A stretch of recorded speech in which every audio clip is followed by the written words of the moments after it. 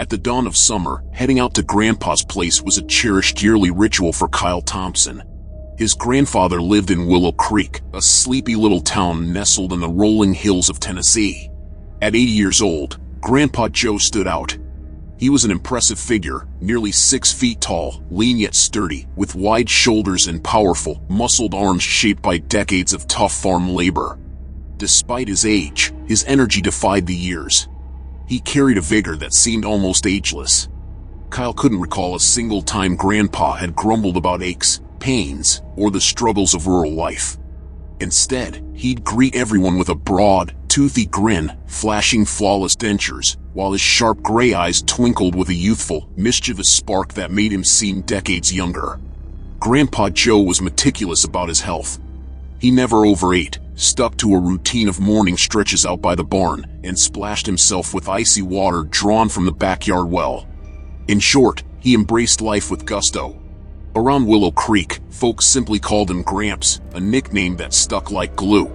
Visiting such an upbeat old man was nothing short of a delight for Kyle. So, after nailing his latest college semester with straight A's, he gave Grandpa Joe a heads up 2 days in advance and set off for the familiar journey.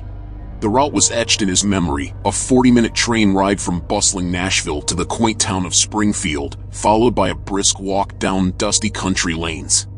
In his backpack, Kyle carefully stowed a special gift, a top-notch set of woodworking tools, the kind only found in city hardware stores. Grandpa Joe, as anyone could guess, was a master carpenter, not just a hobbyist. His handcrafted pieces, ranging from sturdy axe handles to intricately carved oak furniture, were the talk of the county. As the train's wheels clacked rhythmically along the tracks, Kyle drifted off. He was lulled into a dream where Grandpa mowed a sprawling, sun-soaked meadow, the grass vivid green and swaying gently. The sweet, earthy scent of freshly cut blades felt so vivid that he could have sworn it filled the train car. The serene vision morphed in an instant. The bright blue sky overhead darkened ominously, swallowed by thick, heavy clouds that hung low like a lead curtain. A jagged bolt of lightning tore through the gloom, followed by a thunderclap so fierce it seemed to rattle Kyle's bones and clog his ears with pressure.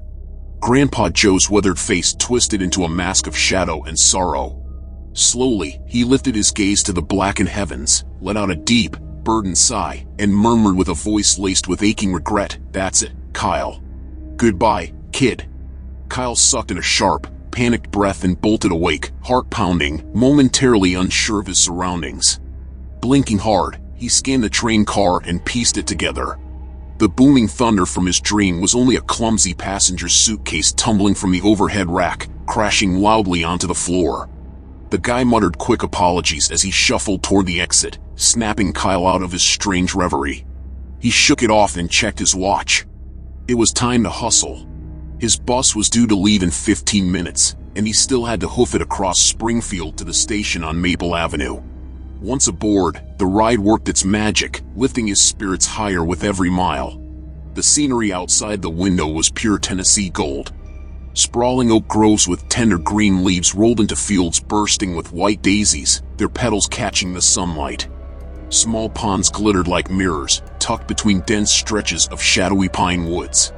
Pride swelled in Kyle's chest for the wild, unmatched beauty of his home state. When he finally hopped off the bus at Willow Creek's edge, he felt downright invincible.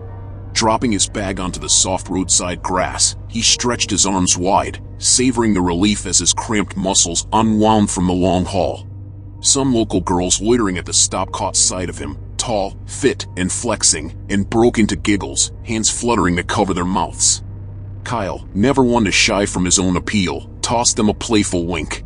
"Hey there, ladies," he called out with a grin.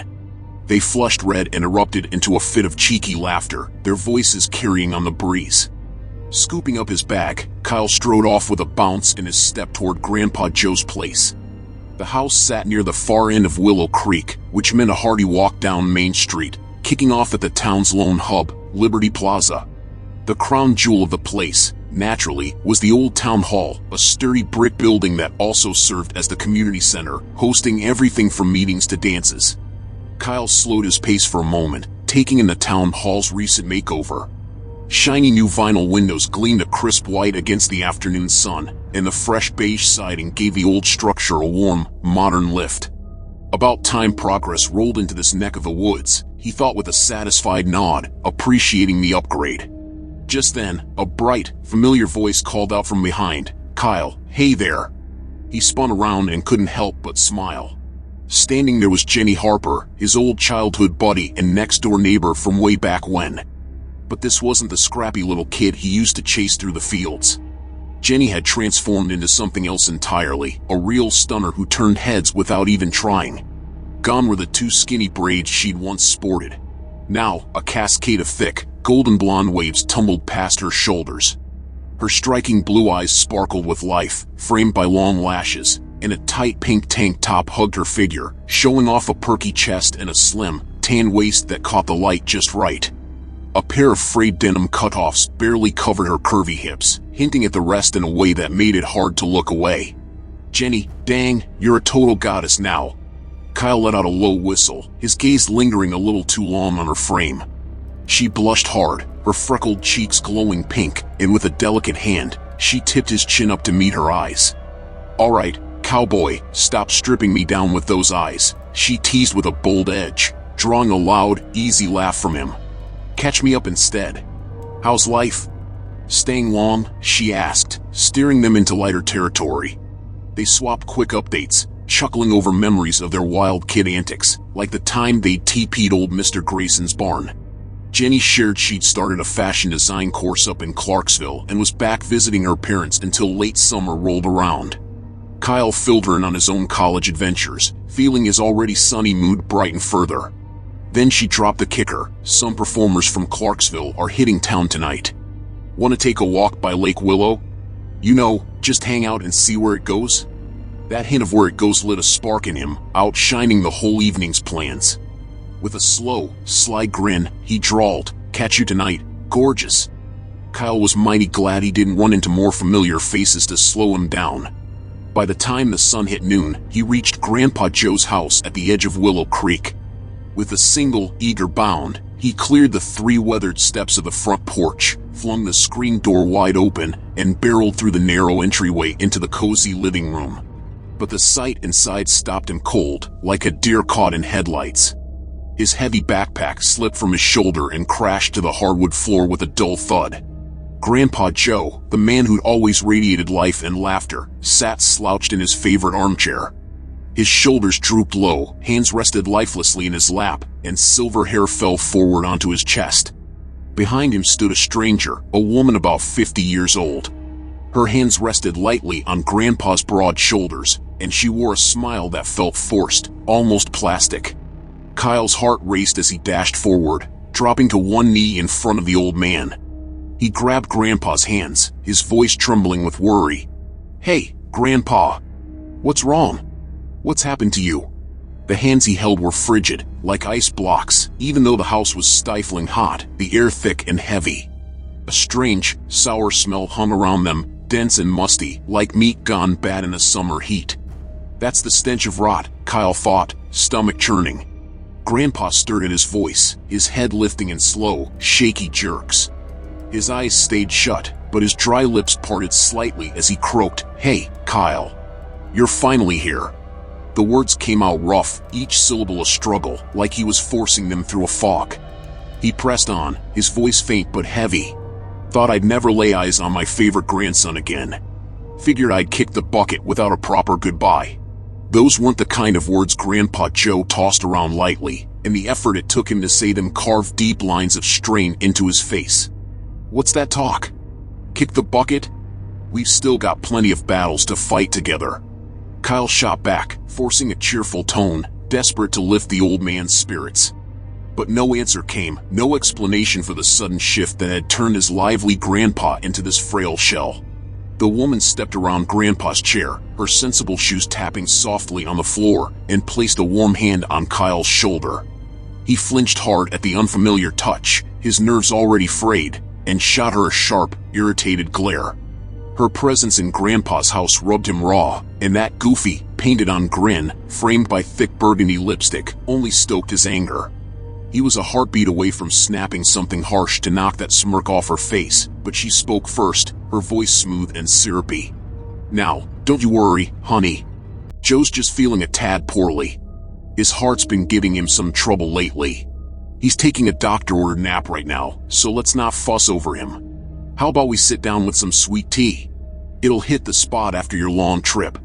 Her calm, almost hypnotic tone washed over him, dulling his edge just enough that he gave a reluctant nod, like some unseen force nudged him to agree.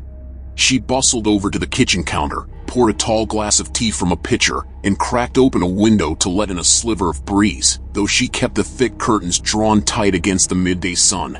Settling across from him at the oak table, she laid out a spread, a plate of sugar cookies, some blueberry muffins, and a glass carafe filled with a clear, faintly greenish liquid, its sides foggy with condensation from the chill.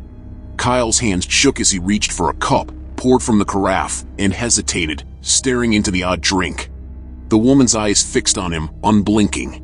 She nodded with a quiet satisfaction, like she'd been waiting for this exact moment. "Let's get to know each other proper," she said, her voice steady and deliberate. "Name's Clara Mae Johnson, but you can just call me Aunt Clara. I live next door to Joe, been lending a hand around here. When he had his little heart spell, I dialed up the ambulance folks and been keeping an eye on him since." She spoke slowly, each word measured, like she was explaining something to a kid who didn't quite get it. Kyle didn't reply right away. Questions churned in his head, clawing to get out, but he bit them back, choosing instead to study this so-called neighbor of Grandpa's a little closer. Clara Mae Johnson was what folks might call a big-boned woman, carrying a generous frame that didn't seem out of place on her. Her fullness gave her a soft, almost cuddly look, like the kind of person who'd wrap you in a hug without a second thought. Her large hazel eyes gleamed warmly under a canopy of thick, dark lashes that framed them just right. A matching sweep of black hair was twisted into a tidy braid, coiled into a neat crown at the back of her head, not a strand out of place. She wore a simple dress splashed with a cheerful flower pattern, its white hand-knit collar adding a touch of homespun charm. Everything about her screamed dependability, a picture-perfect image of a caring nurse or a kindly aunt straight out of a storybook. Kyle sized her up and figured her intentions seemed honest enough. As if on cue, she gave him another approving nod, like a schoolteacher pleased her slowest student had finally puzzled out the lesson. "How about you eat something after that trip?" she offered, gesturing to the table.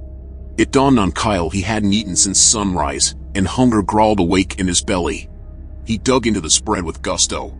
The cookies were sweet and buttery, though the poppy seeds crunched in a way that felt a little off, almost gritty between his teeth. He stretched back in the chair, feeling a lazy contentment settle in, and caught Clara Mae's satisfied nod once more. Good," she said warmly. "Want to rest up a spell? You must be plumb tuckered out from the road." Before she even finished, a heavy wave of exhaustion crashed over him, tugging at his eyelids and urging him to lie down right then and there. He barely made it to the guest room before sleep swallowed him whole. In his dream, Grandpa Joe stood tall in that same sun-drenched meadow, swinging a scythe through waves of green grass, his face split with a familiar grin. Then his gaze shifted, locking onto Kyle with a sudden, urgent edge, his voice cutting through the haze. "Wake up, Kylie." The shout jolted him, and a sharp spike of pain stabbed through his skull as he snapped awake. The bedroom was still, bathed in soft, muted light seeping past the drawn curtains, and the headache faded as quickly as it came. That dream stuck with him. He'd seen it on the train too, same meadow, same Grandpa. Just a trick of the mind, sure, but Grandpa's real-life decline gnawed at him harder. A heart attack out of nowhere, this strange woman playing nurse, something wasn't right, and he aimed to figure it out fast. Kyle hauled himself out of bed, determination firing him up, and marched straight for the main room where Grandpa sat. But before he reached the doorway, a faint rustling and hushed whispers drifted out, stopping him in his tracks. Curiosity burned hot, and he decided to listen closely without giving himself away. He edged forward on tiptoe, pressing himself against the wall just shy of the threshold, straining to catch every sound. The words were muffled, running together like a low, rhythmic chant, something prayer-like, though he couldn't make out a single phrase. Every so often, Clara Mae's voice broke through clearer, firm and deliberate, repeating, "So be it," like a punctuation mark to whatever she was muttering. The urge to see what was happening overpowered his caution. He leaned in, peering around the frame into the dimly lit room. His eyes, already used to the soft shadows, picked out the scene sharp and clear. Grandpa Joe was still in his armchair, but now his head lolled back against the cushion, his jaw hanging slack, eyes rolled up so only the whites showed beneath heavy lids. A pang of pity twisted Kyle's gut, sharp and deep. Man, sickness really sucks the life out of a guy, he thought, feeling the sting of tears well up as he watched his once strong grandpa reduced to this. He swiped them away quickly with the back of his hand and kept his focus steady. Grandpa's flannel shirt was unbuttoned, spread wide to bare his broad, weathered chest, still muscled despite the years. Clara May stood in front of him, her posture stiff and purposeful. She held a small rag, dipping it into a shallow basin filled with some cloudy, murky liquid that caught the faint light in an odd, dull sheen. With slow, careful strokes, she wiped the damp cloth across Grandpa's chest, her lips moving non-stop in that strange, whispered chant. Kyle's patience snapped. He stepped into the room, planting himself firmly, and demanded, "What's going on here, darn it?" His voice cut through the quiet like a whip. Clara May jolted, clearly caught off guard by his sudden entrance, and turned toward him slowly as molasses. For a fleeting second, she didn't look like the plump, friendly woman he'd met. Her frame seemed shrunken, her face creased with deep wrinkles, eyes narrowed to thin, dark slits. He blinked hard, shaking his head to clear the weird vision. When Kyle opened his eyes again, Clara May stood there, back to her plump, cozy self. The eerie hag-like flicker had gone as quickly as it came. The phrase "washing the dead" popped into his head unbidden, a chilling whisper, but her warm approach chased it off fast. She stepped closer, peering into his eyes with a soft, caring look, then brushed his cheek gently with her knuckles. "You could use a good steam in the sauna, hon," she said kindly. "I've got it all fired up out back, perfect timing before your big date tonight." A few minutes later, she handed him a thick, fluffy terry towel from the linen closet. "Go on, now," she urged with a chirpy smile. "There's a jug of herbal mix in there. Splash some on the rocks, and you'll feel like a new man, I promise." Kyle had always loved a good sauna session, and washing off the road dust sounded mighty tempting.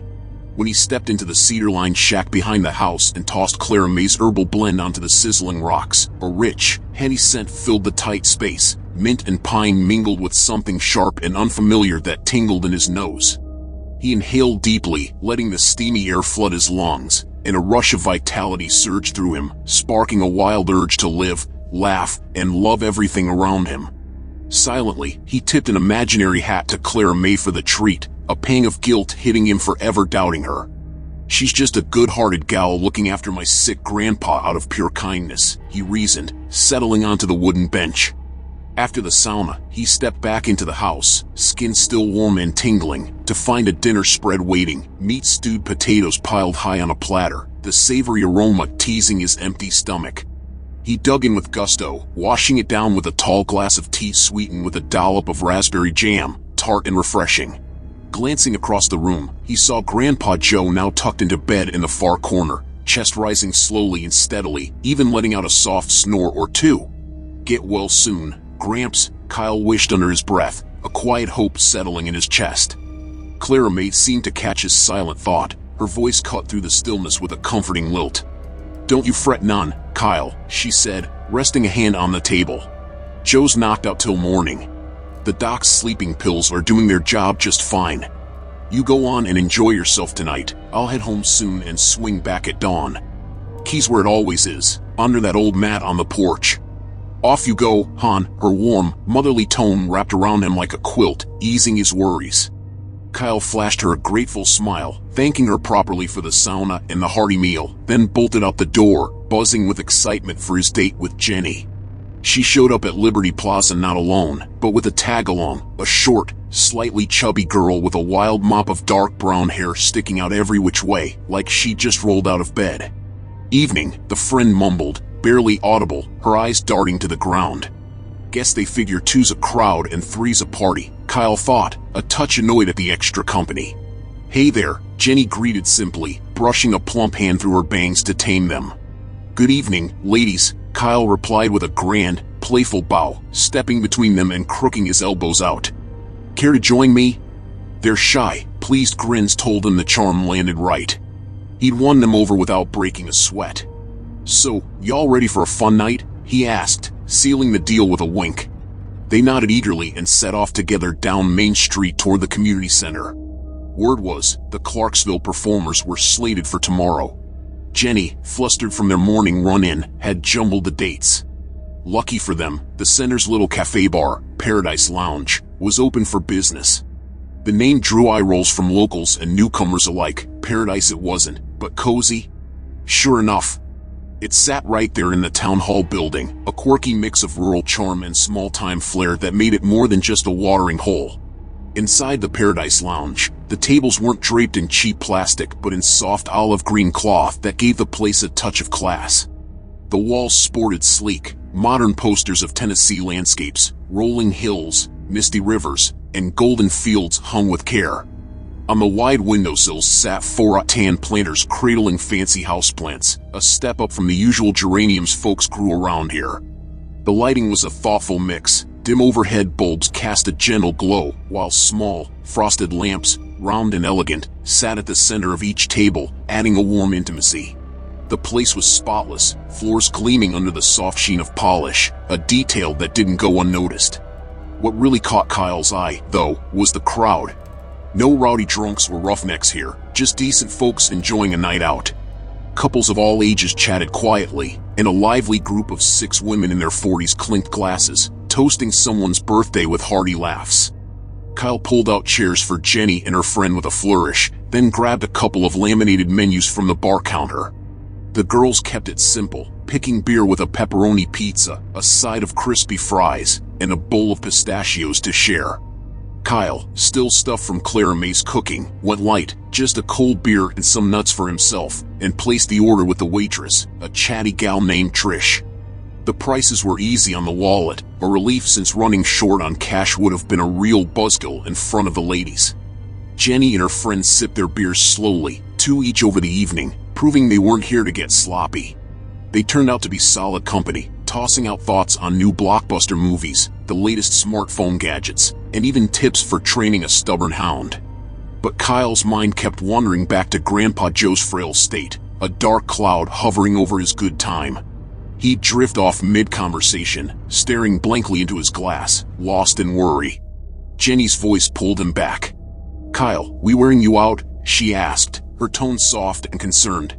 "Nah, ladies, I'm downright honored to spend my night with such fine company," Kyle replied, laying on the charm with a smooth drawl and a tip of his imaginary hat.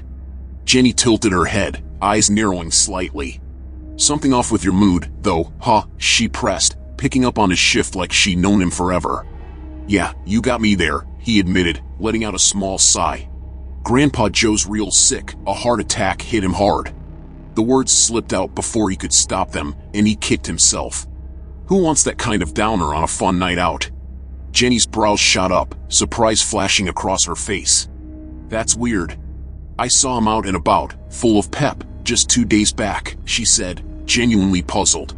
"You need any help, Kyle? Just say the word." "Nope, appreciate it, though," he replied quickly, waving off her offer with a forced grin. "A neighbor's handling it, everything's under control," he added, trying to sound upbeat as he steered the talk back to lighter ground with a half-baked joke about a city boy and a cow. It got a polite chuckle, enough to keep the mood afloat. As midnight crept closer, he walked the girls home, starting with Jenny's friend, who lived a few blocks off Main Street. Alone with Jenny at last, he took his shot, leaning in for a kiss under the glow of a flickering street lamp. She didn't just meet him halfway, she kissed back with a confidence that threw him off, her lips soft but sure, hinting at practice he hadn't expected.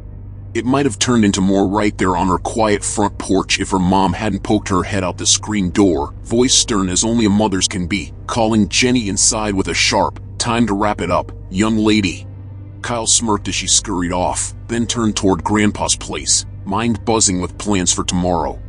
If Grandpa were well, they'd be out fishing at Lake Willow, splashing in the cool water, hiking the pine trails, or whittling little wooden bears like old times.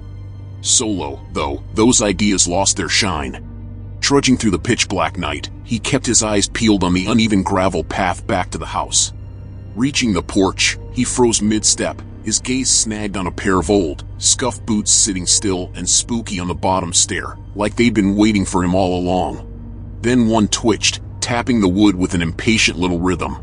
Kyle stumbled back a step, instincts flaring, and jerked his head up to see who or what those boots belonged to. There, leaning calmly against the porch railing with her arms crossed, stood Clara May. Her figure was silhouetted by the faint moonlight filtering through the oaks. "Guess the dark's playing tricks on me," he muttered under his breath, shaking off the creepy vibe. "You still here?" he called out, louder this time, keeping his tone casual. She flashed that same steady smile, unruffled. "Figured I'd wait up for you, Han," she replied. Her voice was warm but firm, like she'd been expecting him right on schedule. "Need anything?" Kyle asked, brushing off the odd boot moment and stepping closer, ready to lend a hand if she asked. "Doc wrote up some prescriptions for Joe," she said, pulling a folded paper from her dress pocket. "Trouble is, the pharmacy here in Willow Creek don't stock it all. Could you run up to Clarksville tomorrow, pick up what's missing?" Her words rolled out slowly and evenly, like she was laying out a simple chore. Kyle grinned, relieved to have a solid plan. "Happy to help, Clara May," he said with a nod, already picturing the trip. No sense bothering a sick man with errands. Back inside, he brewed a quick cup of tea to wind down, noticing the electric kettle on the counter still held some heat. Clara May must have used it earlier. He poured the steaming water over a tea bag, savoring the earthy aroma as it steeped, then downed it in a few grateful gulps. Almost instantly, a thick, dreamy haze pulled him under, and he barely made it to bed before sleep claimed him fully. Come morning, he shuffled into the living room and found Clara May tending to Grandpa Joe, spoon-feeding him oatmeal from a chipped ceramic bowl. The sight hit hard. One hand shoved the spoon deep into Grandpa's slack mouth, the other tilted his chin up quickly to keep the mush from spilling back out. With practiced ease, she wiped stray dribbles off his grizzled face with a napkin tucked into his collar. That's some saint-level patience, Kyle thought, marveling silently. No way I could manage that, even for my own kin. Clara May caught his eye and waved him over to the table. "Come eat, Han," she said. His stomach churned at the scene, but he couldn't bring himself to turn down her kindness. Kyle hesitated, then blurted out, "How much cash you need for those meds?" "I've got some saved up. Heck, I'd even pay you for looking after Grandpa, you're doing so much." His voice faltered, embarrassment creeping in as he finished. Clara May's reaction threw him off. She arched her brows high, a crooked smirk tugged at her lips for a split second before her face smoothed back into that familiar, gentle mask. He got the feeling she'd caught herself slipping, swapping out a wrong expression for the right one just in time. "Oh, don't you worry about that, Han," she said. Her tone was light but cryptic. "Joe's got a nice pension check coming in, and there's no need to thank me for my trouble just yet. You'll square up when the time's right." The words hung there, heavy with some meaning he couldn't quite pin down, leaving him puzzled. She didn't elaborate, just slid a crumpled notebook page across the table. Checkered lines were scribbled with a list of Grandpa's meds in her neat, looping handwriting. "If you've got the means, pick these up," she added with a nod. Kyle decided to take Grandpa's old bike for the ride to Clarksville. Joe kept two in the shed, one for himself and one for his grandson. They used to race them down the winding trails around Willow Creek, dodging glares from the porch-sitting grannies who'd mutter, "Too old to keep up with the young uns." Secretly, Kyle figured they envied Grandpa's grit and the tight bond he shared with his grandson. Now, he itched to feel that freedom again, pedaling hard under the open sky. The weather was on his side. Bright sun peeked through scattered clouds drifting lazily overhead, and a fresh breeze rustled the leaves, promising a cool ride. Plus, his legs could use the stretch after days cooped up traveling. The trip stretched longer than he'd planned, though. No pharmacy in Clarksville had everything on the list in one go, forcing him to crisscross town, weaving through busy streets and strip malls. Then, right after noon, a sudden downpour hit, turning the backroads into a muddy mess. He eased off the pedals, dodging puddles to keep from skidding, and rolled back into Willow Creek soaked to the bone and bone-tired by 7 in the evening. After stashing the bike in the shed, he trudged toward the house, boots squelching, when voices from inside perked his ears, low and steady, filtering through the cracked open window. The hum of voices from Grandpa's house put Kyle on edge. A prickly feeling crawled up his spine. He crept closer, deciding to listen in before barging through the door.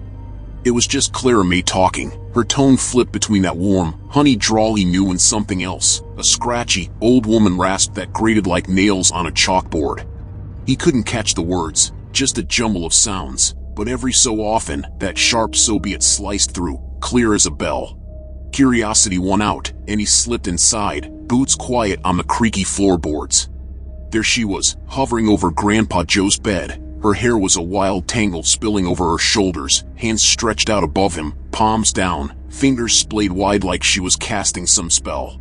Give her a tambourine, and she'd pass for a backwoods shaman. Kyle smirked to himself, half amused, half unsettled. "Evening, Clara May," he said loudly enough to startle her. She flinched, hands dropping fast as she fussed with Grandpa's blankets, tucking them tightly around his still form.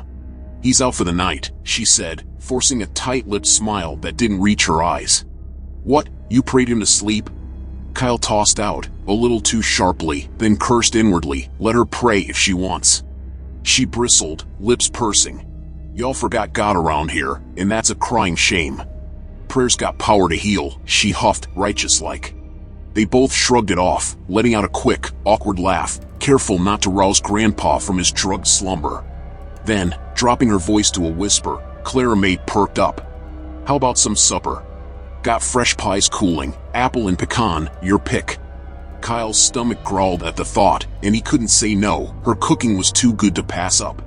The offer lifted his spirits, and he felt a twinge of gratitude for her steady presence. After changing out of his damp clothes and scarfing down a warm slice, he handed over the bag of meds from Clarksville, then hustled out the door for his date. The concert at the community center was a letdown. Clarksville folks crooned twangy ballads, stomped through square dances, recited flag-waving poems, and pulled off some basic card tricks. But the final act grabbed his attention and wouldn't let go.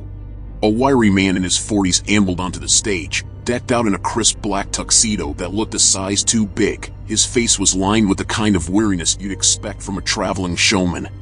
Behind him limped a wooden puppet, dressed sharply in a tiny jacket, pressed pants, and a red bow tie knotted neatly at its collar. The crowd went hushed, eyebrows raised at the odd pair shuffling into the spotlight. When they hit center stage, the puppet sprang to life, jerking and twitching as the man yanked its strings with a practiced flick of his wrists. It danced like it had a mind of its own, arms flailed, legs kicked in a clumsy rhythm. Then the guy started talking for it. Low, guttural sounds rumbled from his throat without his lips so much as twitching, shaping into full sentences that spilled out of the puppet's painted mouth. He wasn't some world-class ventriloquist. Those rare masters could be counted on one hand, but the audience ate it up, clapping loudly and laughing heartily at the goofy chatter. Kyle didn't join in. That puppet's voice hit too close to home, a hollow, strained echo of Grandpa Joe's raspy whispers since he'd taken ill.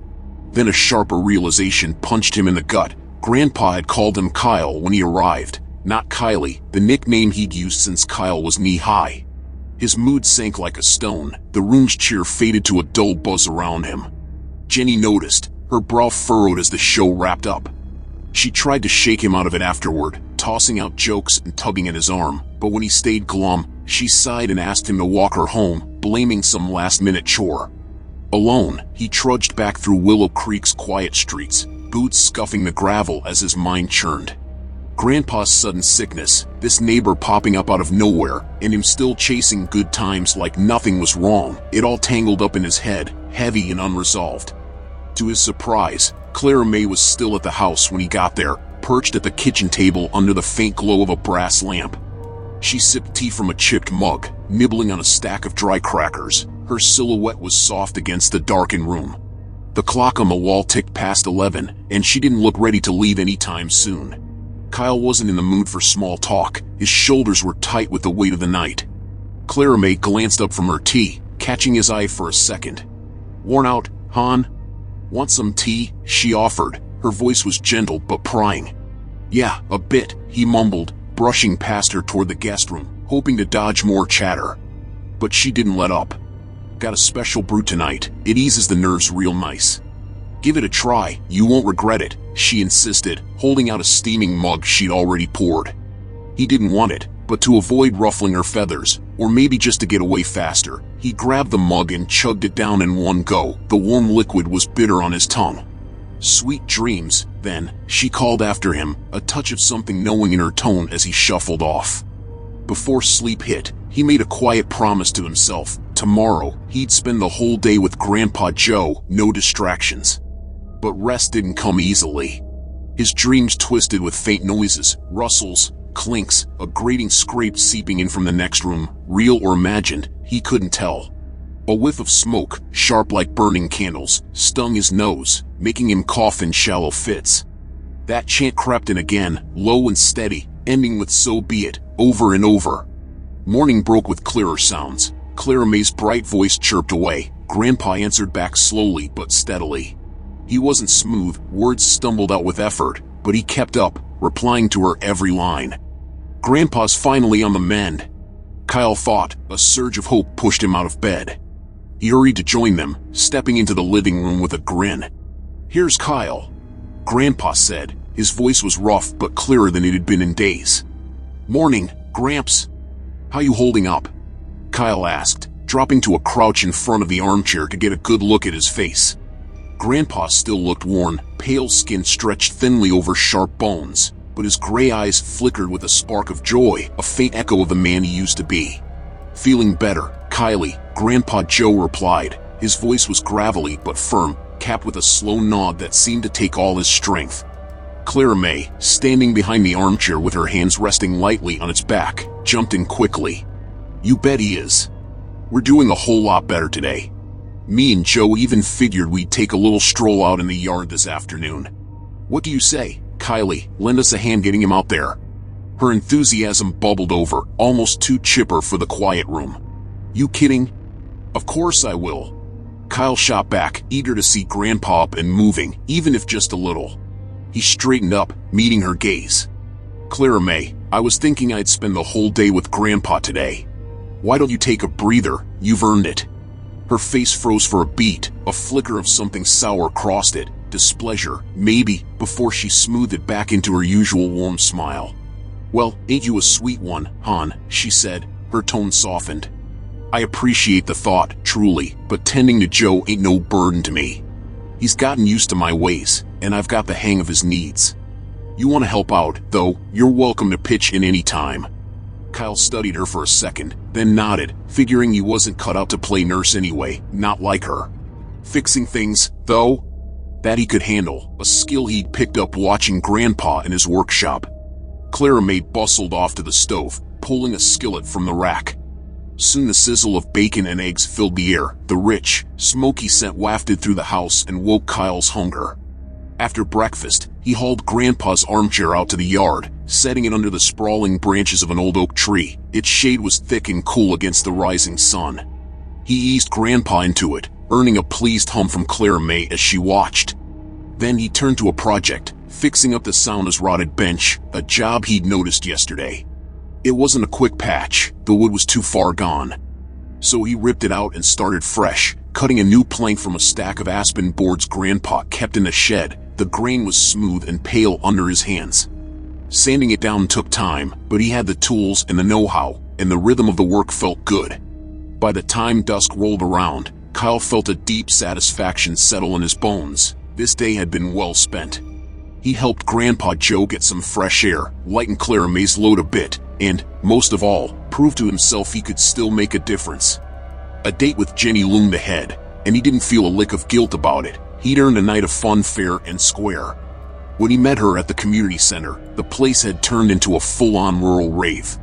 Nearly every young soul in Willow Creek showed up. Rowdy teens hollered over the music, single gals in tight jeans, and guys on the prowl, all packed in tightly under the twangy thump of a local DJ's questionable playlist.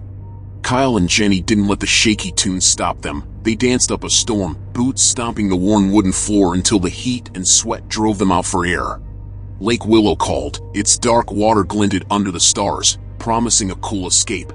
Jenny hadn't brought a swimsuit, so Kyle tossed her his faded gray tee, grinning widely when it clung to her wet skin later, outlining every curve in a way that set his pulse racing.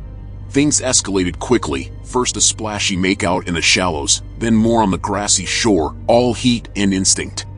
Neither cared where it might lead. They They were young, alive, and lost in the rush of each other, giving into the raw pull of the moment. They stumbled back toward town as dawn hinted on the horizon. A fat full moon hung heavily in the sky, bathing Willow Creek in a silvery glow that turned the fields and fences into something out of a fairy tale. Worn out but buzzing, they walked in silence, feet dragging through the pre-dawn hush. Jenny might have been replaying their wild night. Kyle's thoughts swung back to Grandpa's mystery illness, nagging questions bubbling up again. What sparked that heart attack? What was the real deal? And who was this Clara May, popping up like she'd always been there? Hey, Jenny, Kyle broke the quiet. His voice was low as they crunched along the gravel path. You ever hear anything about Grandpa's neighbor, Clara May Johnson? He figured she might have some local scoop to shed light on the puzzle. Didn't even know her name till now, Jenny admitted, then perked up, words tumbled out fast. In 10 minutes flat, she painted a picture that had Kyle's head spinning.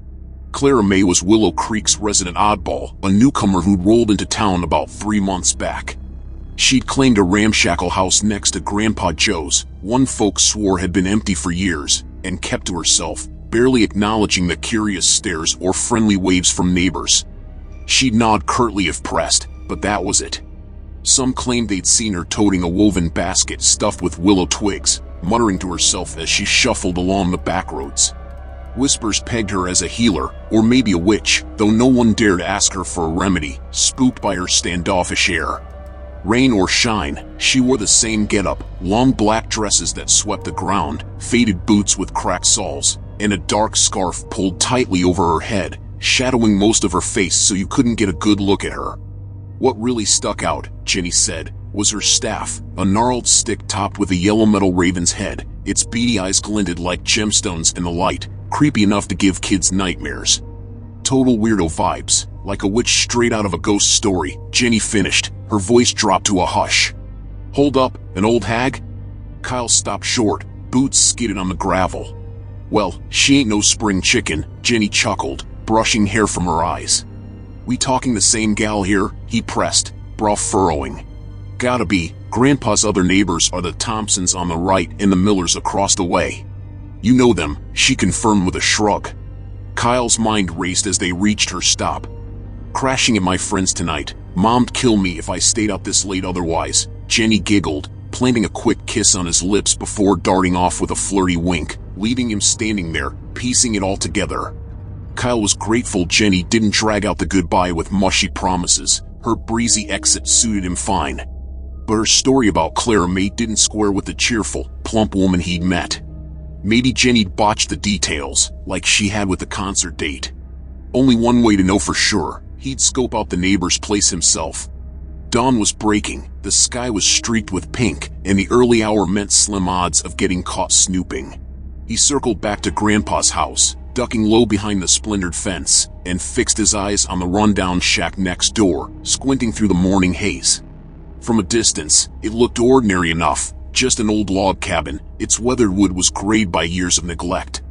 The windows had unpainted shutters hanging crookedly, and the roof sagged under cracked shingles that had seen better days. A rickety picket fence, more gaps than boards, barely marked the yard, and the gate swung loosely on rusty hinges, perfect for slipping in quietly. The front windows were shrouded with heavy curtains, no hint of life peeked through. Kyle figured he'd try the back, see if he could catch a glimpse inside.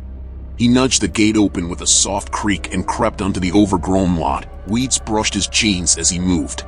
The rear window was curtained too, but a slim gap, about 2 fingers wide, offered a shot.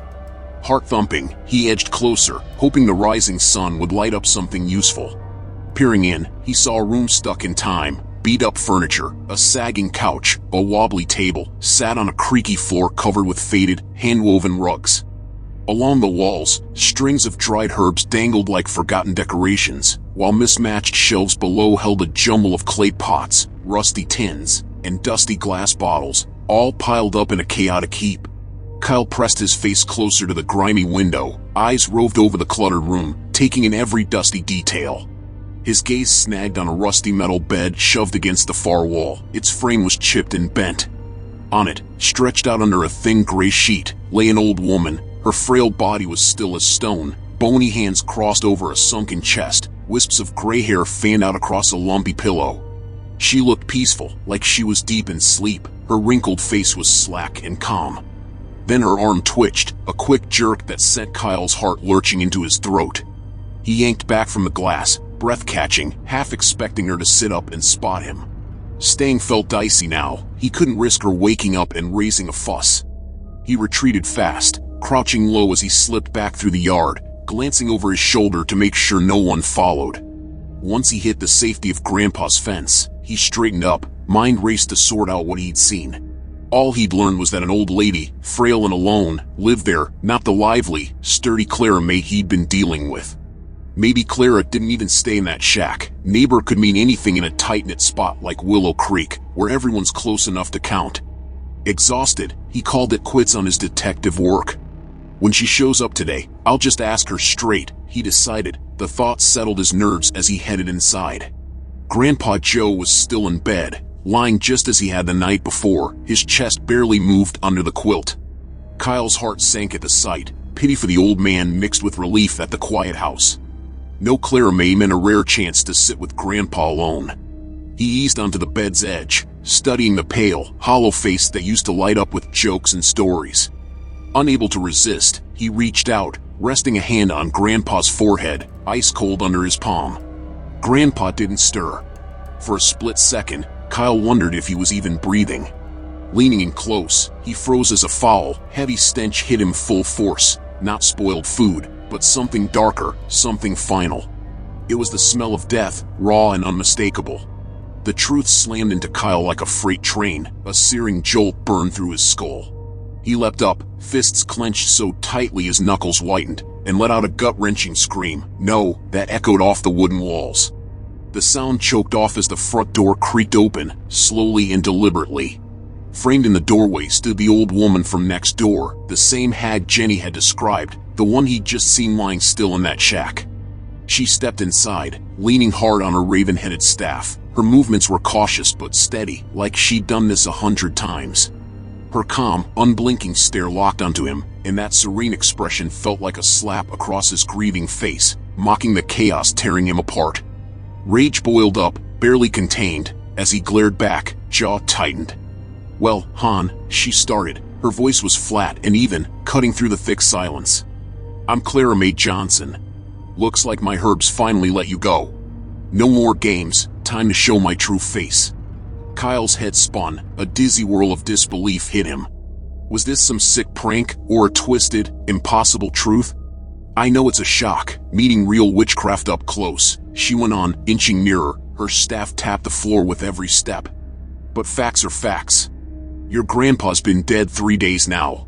And, no use hiding it, I'm the one who did him in." That broke him.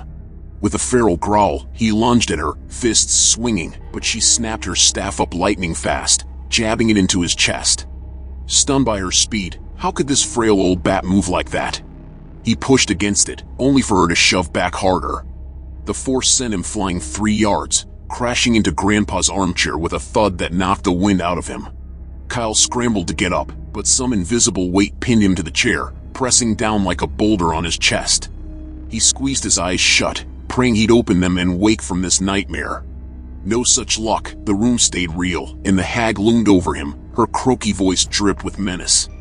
"I'm a 7th-generation witch, been haunting this sorry earth for 100 years, she said. Her tone was eerily calm. "Got my gift at birth, and now it's time to trade up for a new body. Your Grandpa Joe caught my eye right off. Lived long, stayed strong, loved every darn minute of it. Made him the perfect pick, and I wasn't wrong. His body gave me some trouble, but I'd have sorted it," she continued, her staff tapped a slow rhythm. "Then you rolled in, sticking your nose where it don't belong, sniffing out smells, fretting over his quiet. Shutting you up was child's play. Ventriloquism's in my blood. My kin were the first to talk without moving a lip. Fun fact, Han, every ventriloquist's a witch, whether they know it or not. I kept Joe alive for you, playing the sweet nurse, but that cost me time. Worked out, though, his corpse started rotting, no good to me now. But you? Young, fit, full of juice, you're just right. So, I'm taking your body next." Her grin stretched wide, a grotesque leer-bared yellow teeth, hungry and wild. "She'll start drooling any second," Kyle thought, clinging to sarcasm to keep his sanity. "Quit your sass, Han," she snapped, as if she'd peeked into his head. Her voice turned sharp and nasty. "Pray if you've got faith, your clock's ticking. I'll go grab my ritual gear." She turned, leaving him pinned. His mind raced for a way out. Clara May spun on her heel. Her bony arm shot out as she barked something garbled and harsh. Kyle's vision blurred, and suddenly he was back in that meadow. Grandpa Joe stood tall, rain pelting down, a storm raging wildly around him. Lightning split the sky, jagged and bright. Thunder roared so loudly it shook the ground beneath his feet. Grandpa's fists were clenched tightly. His eyes blazed as they locked onto Kyle's. His voice cut through the chaos with desperate fury. "Don't give up, Kylie. Fight her, kid. Don't look in her eyes. She kills through them, sucks you dry."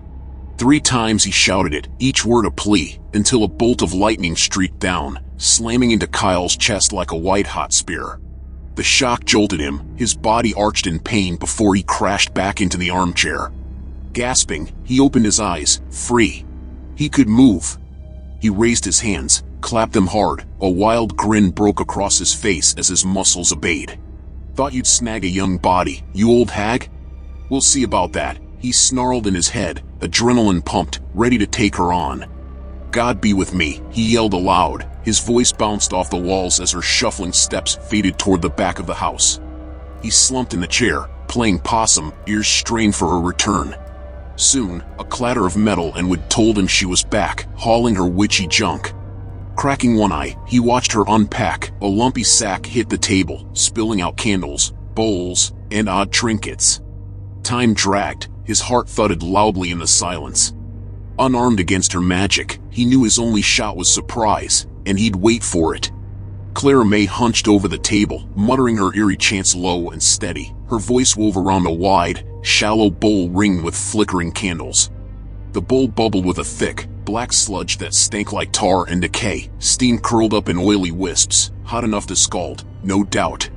Her wrinkled face glistened with sweat as she leaned in. Drops fell from her brow to sizzle in the brew. Her eyes were half shut in a trance. "Now!" Kyle roared to himself, springing up like a coiled spring. He darted behind her, grabbed her scrawny neck with both hands, and shoved her face first into the steaming muck. "Choke on it, you monster!" he spat, leaping back to a safe distance, chest heaved. He waited, expecting her to thrash or scream, but she didn't. Slowly as death, she lifted her head, unbothered by the scalding mess dripping from her chin, and turned to face him. He locked his gaze on her throat. Grandpa's warning rang loudly, avoiding those deadly eyes, focusing on the sagging, hairy skin below her jaw. "Think you can kill 100-year witch that easily, boy?" she rasped. Her voice was a guttural growl as she lurched toward him, staff clutched tightly. Panic spiked, and Kyle backpedaled fast. His boot caught on something, a rug, maybe. He braced to fall, but the wall caught him, solid and steady at his back. Glancing down, he spotted his saving grace, the bag of woodworking tools he'd brought for Grandpa, still sitting where it had dropped days ago. With a grunt, he snatched it up and swung hard. The heavy sack slammed into her chest. She staggered, toppling back against the table with a crash, giving him a precious few seconds to think. "Fight, kid!" Grandpa's voice echoed in his skull, pushing him on. He racked his brain, how to end her for good. Then it clicked, old tales about aspen stakes, deadly to more than just vampires. Grandpa's shed was full of aspen handles, perfect. Kyle bolted for the pantry off the kitchen, flinging the door wide and snagging a shovel propped against the wall. Its aspen handle was smooth and solid in his grip. He spun just as Clara May's ragged breathing closed in, her shadow stretched across the floor. With a hard shove, he knocked her back, then gripped the shovel like a spear, driving the blade deeply into her chest with every ounce of strength he had. Blood sprayed, dark and thick, staining her dress as she gasped. Not wasting a second, he yanked the blade free, flipped it, and rammed the wooden handle into the gaping wound, pushing until it sank deeply. The aspen worked like a charm. Her eyes bulged wide, mouth foamed red, and a hissing plume of black smoke erupted from her chest, flooding the room in a choking haze. Kyle stumbled back, eyes stung as he pressed against the wall, sliding down to the floor, half blind in the swirling smoke. When it finally cleared, he glared at her crumpled form, Her body sagged limply around the shovel's handle, lifeless as a rag doll. She was gone, no question. Relief crashed over him, and with it, everything else. The grief, the terror, the triumph. Tears broke free, not just a trickle but a flood. Loud sobs shook his frame. He cried for Grandpa, stolen by this evil, for the madness that split his world in two, and for the victory he'd clawed out against something unholy. Time slipped away in that flood. He didn't know how long he sat there, wrecked and raw. A clear thought finally cut through. What now? 2 dead bodies, one his kin, one a monster, and the law wouldn't buy a witch story. Dawn was breaking outside. Soft light crept through the curtains. He dragged himself up. Legs were shaky but firm, knowing he had to deal with this mess. Hide her, figure out Grandpa, somehow make it right. Summer mornings in Willow Creek hummed with life. Folks up early tending gardens, kids scampering down Main Street, old-timers sipping coffee on porches. Not the time for secret burials, but Kyle had maybe an hour before the town woke fully. He steeled himself, shoving down the revulsion twisting his gut, and got to work. Dragging Clara May's limp body across the floor, he stuffed it into a big canvas sack from the shed, along with her creepy staff, those ritual trinkets, and anything else tied to her. The staff poked out, too long to fit, so he slung it over his shoulder with the shovel, a grim load for a grim task. Muttering a quick good luck to himself, he slipped out the back door, scanning the stillness, no sign of prying eyes yet. He hauled the sack through the overgrown backyard, sticking close to the tree line where the tall grass hid his tracks. Beyond the garden patch, about 100 yards from the woods, a shallow ravine cut through the earth, 2 yards deep, just enough to stay out of sight. Perfect spot. He set to digging, fast and furious, the shovel bit into the soft dirt with every swing. Sweat stung his eyes, dripping down his face as he cursed the fate that landed him here, burying a witch at dawn. 30 minutes later, the hole was deep enough. He rolled the sack in, wincing at the dull thump, and started piling the dirt back, arms burned with the effort. No time to rest, every scoop had to count. When it was done, he smoothed the top with the safe sod, stepping back to eye his work. The mound blended decently, barely noticeable unless you knew where to look. Satisfied, he caught his breath, chest heaved. Then the ground twitched, a faint ripple under the fresh earth, and a low, guttural cackle rasped out, too quiet for him to hear. He'd already turned away, climbing out of the ravine, convinced he'd buried the nightmare for good. Later, looking back, he'd wonder how he'd mustered the strength that morning, but right then, he just moved, numb and driven. Now came the hard part, telling his folks about Grandpa Joe. Kyle figured his dad, Sam Thompson, could handle it better than Mom. Men sometimes took death straighter. Grandpa was Sam's father, after all. When Kyle dialed from the old rotary phone in the kitchen, Sam's voice came through steady but tight. The strain leaked out despite his calm. "Come quickly, son," he said. The words were raw, more a desperate chant than a request. Next, Kyle had to call the authorities. Sheriff's Deputy Dan Miller and Nurse Betty Hayes, the local medic who'd sign off on the death. He found their numbers in Grandpa's worn leather address book by the phone, hoping they'd buy the story of a recent passing and not dig too deeply into the 3-day gap. They rolled up around noon, tires crunched gravel outside. Dan, a lanky guy in his 30s with a no-nonsense air, introduced himself properly, Deputy Daniel Miller, while Betty, a gray-haired fixture in Willow Creek with a nurse's bag slung over her shoulder, gave Kyle a familiar nod. Dan inspected Grandpa's body, laid out stiffly on the bed, and gave a curt nod. No red flags for him, just an old man gone naturally. Betty sighed deeply, her face creased with sorrow. "Well, Joe, your time's up, huh? If you'd listened to me back in spring, might have dodged this." Her words perked Kyle's ears, and Dan's too. They both turned, waiting for more.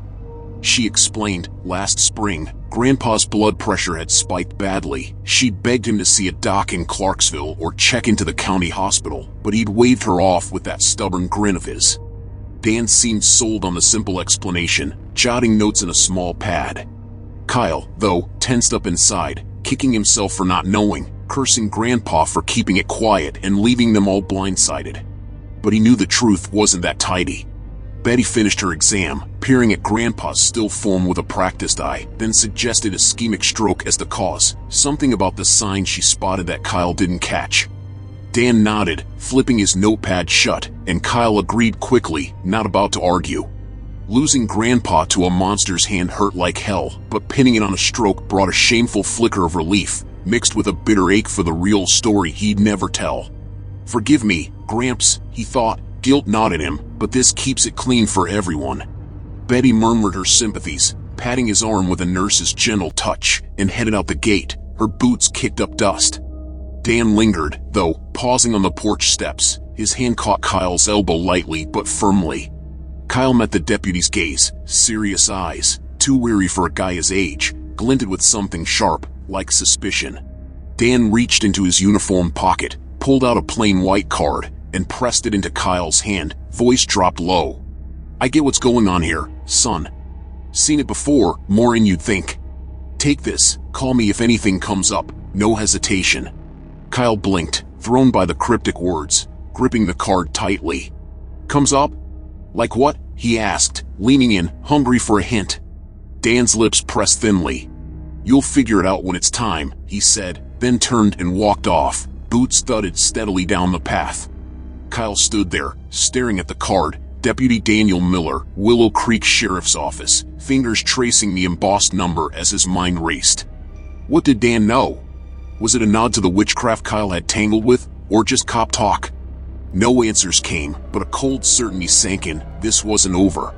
He tucked the card into his jeans pocket, let out a long breath, and stepped back inside.